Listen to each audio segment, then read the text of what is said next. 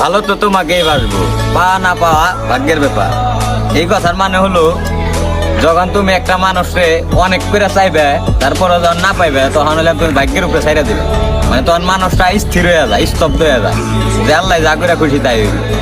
আসলে একটা কথা কি বিশ্বাস করো, তোমারে ভালোবাসার পর আমি অনেক মেয়া দেখছি, অনেক কিছুই দেখছি, অনেক ভালোবাসা পাইছি, কিন্তু কোনো জায়গায় আমার মন ভরে না। মানে তোমার মতো ভালো আর কাউরে আমার লাগে না।